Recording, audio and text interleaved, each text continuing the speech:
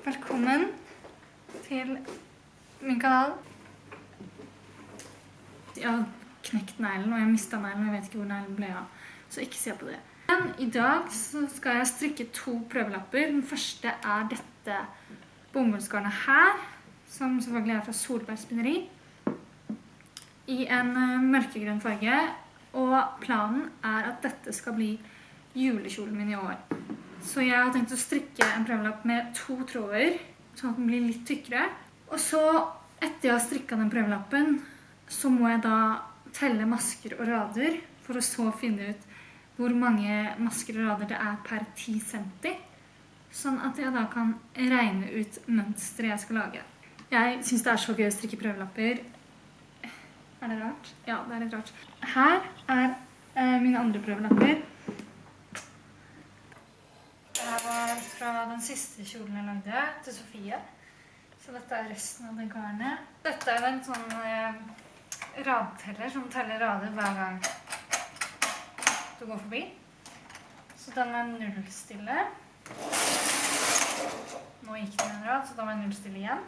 Disse garnene kommer ferdig på spoler, og det er veldig deilig, fordi det er litt jobb å nøste, eller sånn, klargjøre garnene. Det er mye på strikkemaskinen som jeg ikke vet hvordan man gjør. Og hvis du prøver å google noe av det her, så det kommer ikke opp noe. Det er veldig lite informasjon om det, sånn på internett. Som er litt dumt, så man prøver å lære seg det her selv. Det er litt derfor jeg synes det er litt gøy da. For å på en måte vedlikeholde en håndverkskunst som kanskje dør ut hvis ingen fortsetter med det. Så har jeg en sånn lineal, hvor jeg da må ta ut 5. Det står 5 her, fra 0. Det vil si at det er 50 nåler. Så den er ikke med.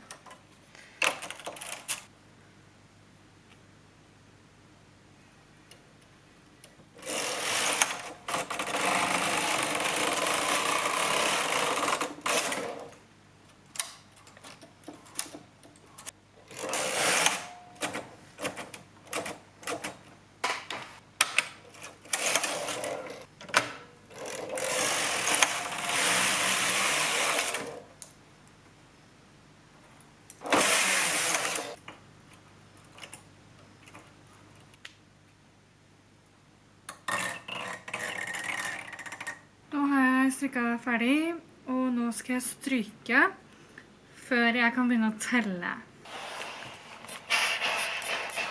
Sist jeg lagde en kjole, så ble den i hvert fall 20 cm for lang. Jeg bruker iPaden min med denne blyanten til å tegne, fordi hvis jeg har 46, det er 36 masker per rad. Her, jeg må bare teste. Fordi da har jeg lagd for mange rader. Men hvordan har jeg klart å lage det? Skal det da være flere per rad? Fordi hvis du strekker det lenger, så får du jo færre masker per. For da blir de lenger, ikke sant? Blir det ikke det? Jeg tester, så hvis jeg teller at det er 36 rader per 10 cm,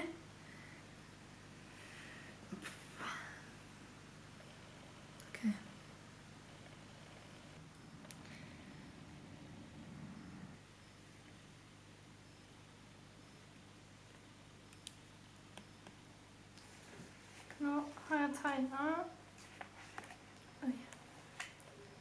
kjolen på iPaden. Så må jeg regne ut det jeg tegnet på dette arket. Så nå starter jeg med at bunnen av kjolen skal være 54 cm. 54 cm ganger 37 masker. Ja. Så det er det første man starter med, og så må jeg bare jobbe meg opp antall rader og masker i bredden, og ja. It's a process, som jeg ikke har blitt så god på enda. Så det må jeg gjøre for både forside og bakside. Og så etter man har gjort det, så kan man begynne å strikke selve kjolen. Så det er på en måte det her, den planleggingen som tar lengst tid. Og etterpå så er det bare gøy. For da får man strikke. Jeg ser på den gamle her fra forrige kjole, og så bare translater jeg, egentlig. Så nå har jeg skrevet første utkast, og så tenkte jeg å lage en sånn tegning. Fordi det er litt vanskelig å lese. Og så bare følger du den, basically. Jeg husker ikke hvilken størrelse jeg hadde på det hjulet på maskinen når jeg strikket den prøva. Som vil si at jeg ikke vet. Og hvis jeg ikke har det samme, så vil ikke strikkefastheten være den samme. Og da vil ikke bredden og lengden bli riktig.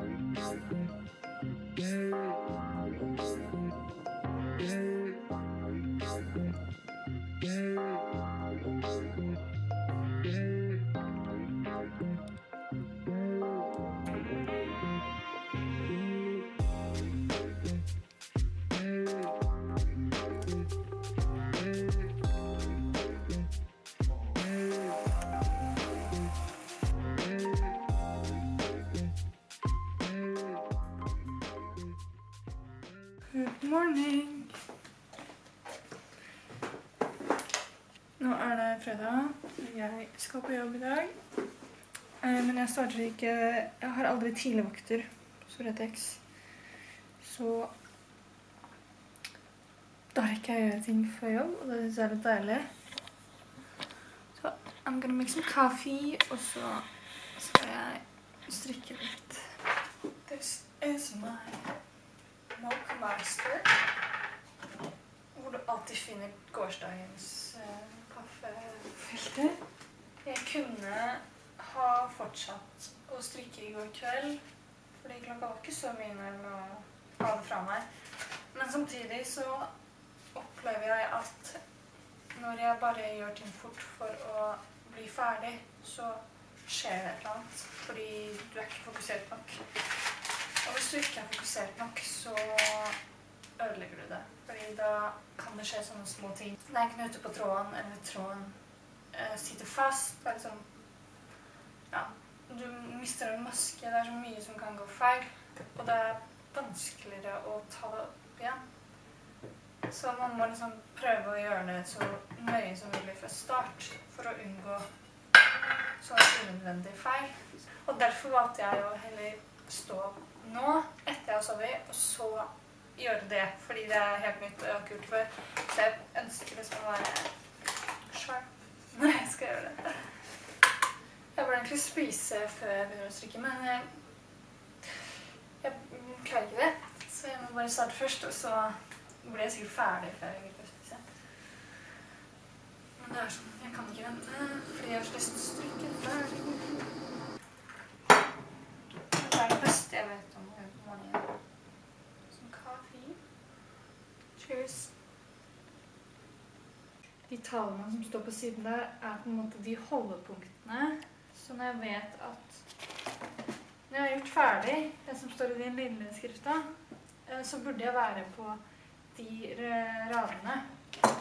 Og nå er jeg kommet til rad 518, så da skal jeg felle av.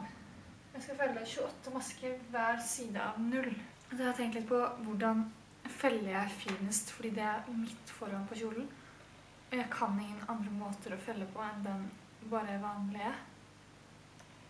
Nå er det første gang jeg prøver den andre fellemetoden på stroppene, men jeg tror ikke jeg klarer å gjøre det foran der.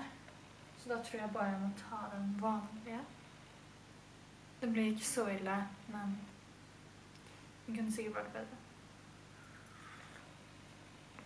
Men det får bli i fremtiden når jeg har lært det av noen. Så her er vi på 0, og derifra til dit så er det 10 nåler. Så da kan jeg bare ta alle de fram. Pass på at det ikke faller av. Da har jeg 10 nåler. Skal vi se. 1, 2, 10. Ja. Og så skal jeg da opp til 20. Og så 8.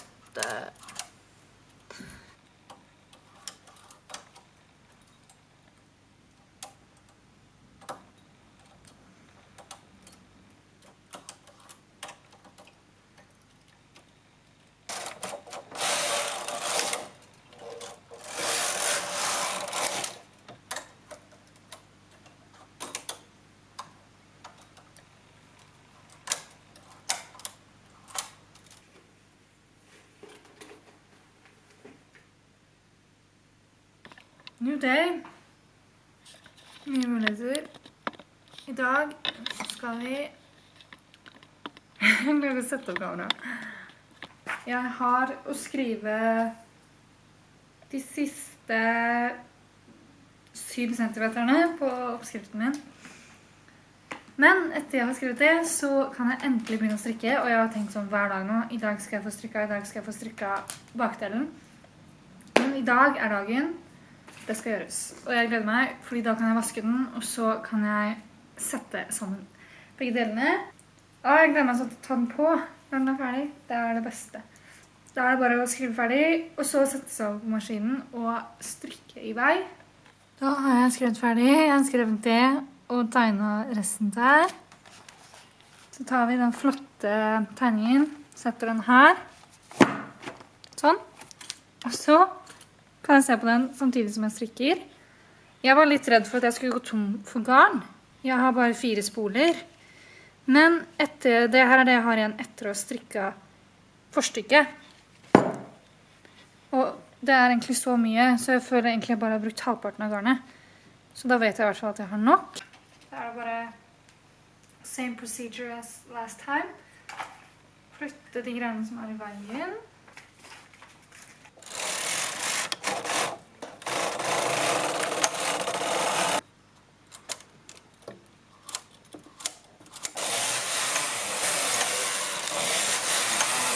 Det er ingen som kommer til å tro på det når jeg sier det, men jeg måtte ta meg genseren, fordi jeg strikket så jeg svetter, liksom. Man blir så varm av å ta den sledden fram og tilbake så mange ganger. Nå, ifølge min oppskrift, så skal jeg minske 1 maske hver 10. rad. Så jeg skal minske 1 maske på hver side, hver 10. rad. Da bruker jeg denne transfer tool, heter det på engelsk, jeg vet ikke hva det heter på norsk. Overføringsnål, kanskje. Med 1 på, fordi jeg skal bare ha av 1. Den har også 3, hvis du skal ta 3 ganger. Eller så har du den som har 2, så du kan ta 2 ganger.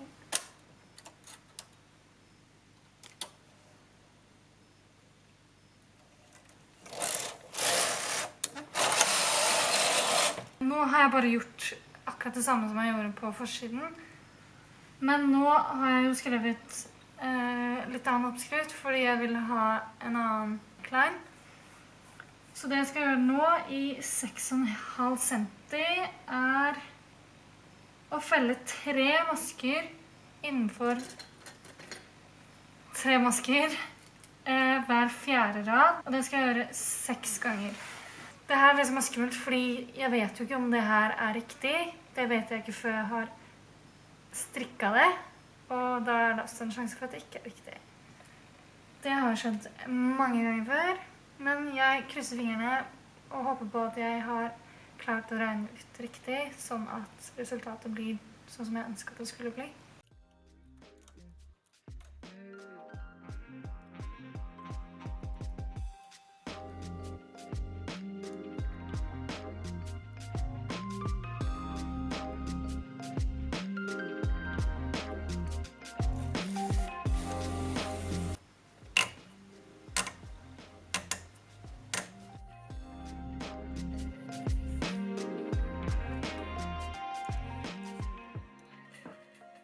Det her er sånn jeg får lyst til å begynne å grine av. Nå skulle jeg gjøre ferdig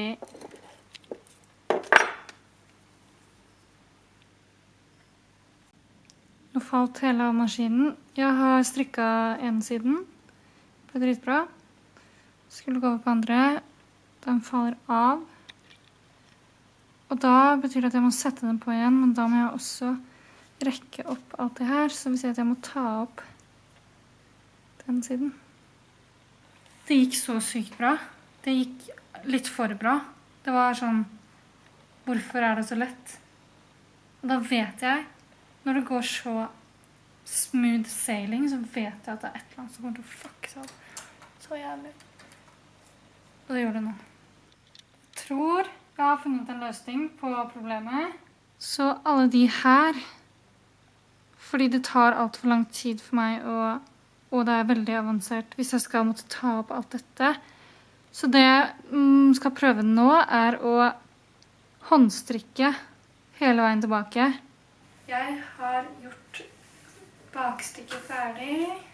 Det hadde jo selvfølgelig blitt best hvis jeg hadde sluppet å strikke det for hånd. Som dere ser, så ble det litt ujevnt. Jeg visste jo ikke hva jeg skulle gjøre når den endte opp med å falle av. Så jeg tror kanskje det er derfor jeg liker at det ikke finnes noe fasit på det jeg driver med, fordi da kan jeg samle all informasjonen jeg har lært fra tidligere prøving og feiling, samle det, prøve å finne den beste måten å løse dette problemet på, som jeg gjorde her, ved å håndstrikke resten. Jeg bare synes det er veldig gøy å klare å finne ut av det på egen hånd. It's my favorite thing.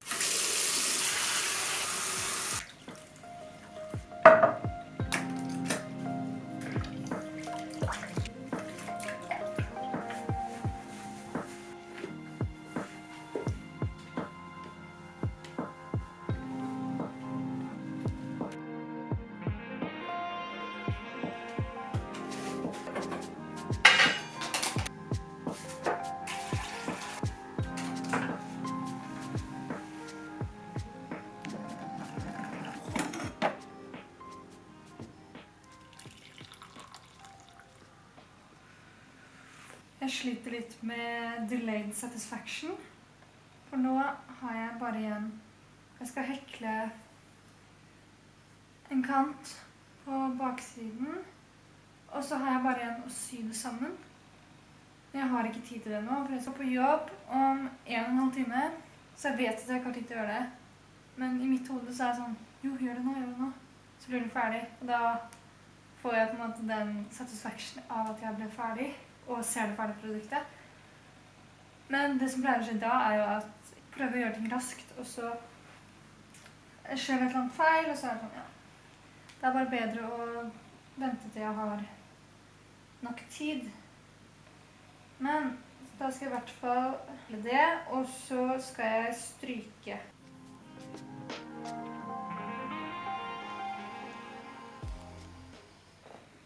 Nå har jeg endelig kommet hjem fra jobb, som betyr at jeg skal endelig få sy sammen kjolen. Jeg syr på min trofaste Singer Tradition symaskin, som jeg kjøpte på Banduro for 3 år siden. Det var jo det som startet hele greia. Jeg ønsker jo å kjøpe meg en monteringsmaskin, som man bruker når man skal montere sammen strikket plagg. I don't got the funds yet, men jeg håper snart, fordi det hadde vært mye mer praktisk, og du får mye bedre resultat. Så jeg gleder meg til den dagen jeg endelig kan få kjøpt meg det. Jeg har heller ikke plass til det her, men det tenker jeg vi tar den dagen det blir et problem. Jeg har jo utstyret mitt her hjemme, og det er positive og negative sider ved det. Det betyr at jeg kan jobbe når jeg vil, og når det passer meg. Så jeg er litt redd for at om jeg ikke hadde hatt hjemme, så hadde jeg aldri vært hjemme. Da hadde jeg bare vært der. Men we will see.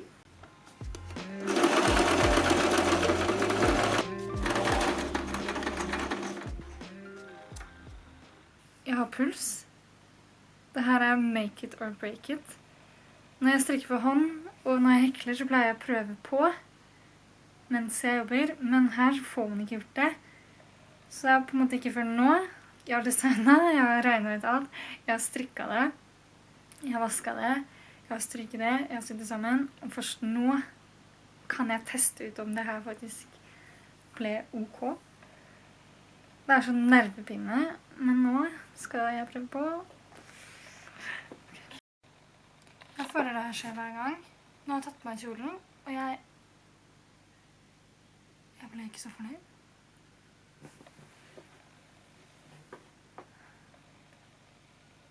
Men jeg klarer ikke å sette fingeren på hva jeg synes er feil.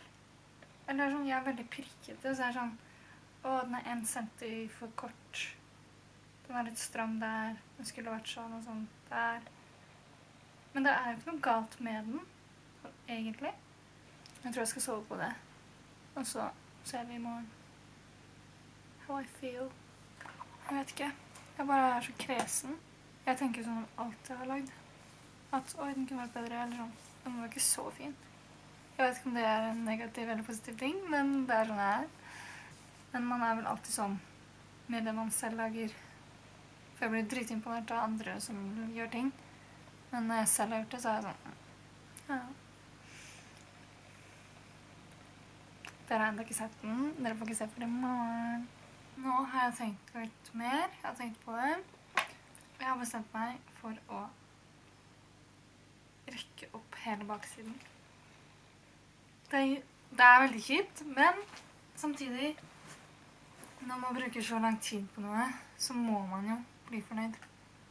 Og det at jeg ikke ble fornøyd, og jeg har lært masse nytt, faktisk, av å lage den baksiden. Jeg har fått testet en ny teknikk, dritbra. Jeg har fått lært det på en måte, og ja, nå så er det det som føles riktig ut. Nå sitter jeg her igjen og skal skrive ferdig oppskriften. Jeg skal try ting, og så er jo planen min å bli ferdig med å strikke baksiden i dag. Jeg tror jeg har skrevet ferdig, jeg er ikke helt sikker. Og jeg må holde tunga rett i munnen her, fordi jeg skal felle på yttersiden og på innsiden. Jeg feller ikke samtidig på begge sider, så det er sånn, jeg må lese på oppskriften for hver eneste rad, og passe på at jeg har felt etter 4 eller 3 rader sånn på hver sin side. Så it's better work.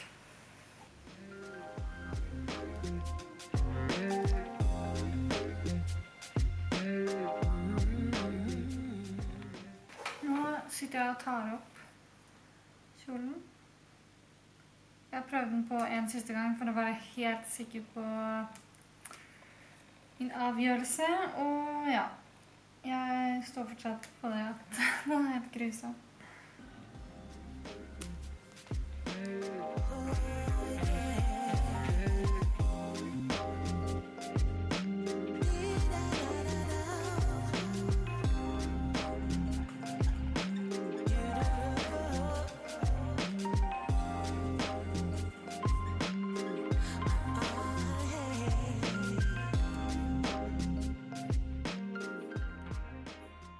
Det tok meg kanskje 1,5 time å sette det på maskinen og rekke opp.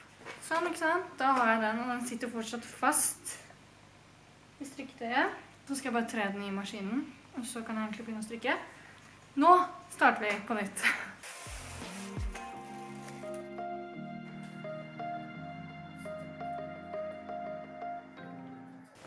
Nå har jeg strikket ferdig i baksiden.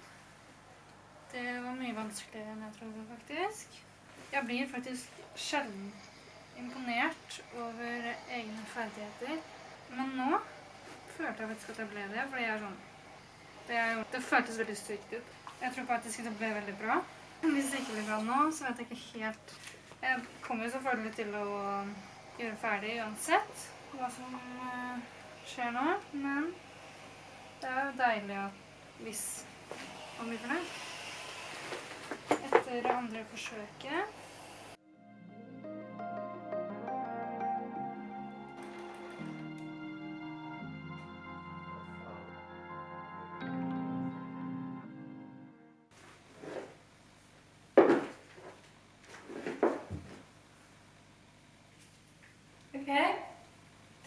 This is the final product. Den har dyp utringning her foran. Ryggen er nå åpen. Nå gleder jeg meg til å ha på kjolen på julaften. Jeg må få brukt den til noe annet også. Jeg er litt usikker på hva skal bli enda. Ja. 10 av 10. Jeg er så fornøyd. Håper dere likte videoen. Det var litt kaotisk, men det er jo sånn det er. Så dette er bare what's happening behind the curtains, som dere ikke får se. Men nå får dere se det, og goodbye, like and subscribe. Og jeg gleder meg allerede til å poste neste video.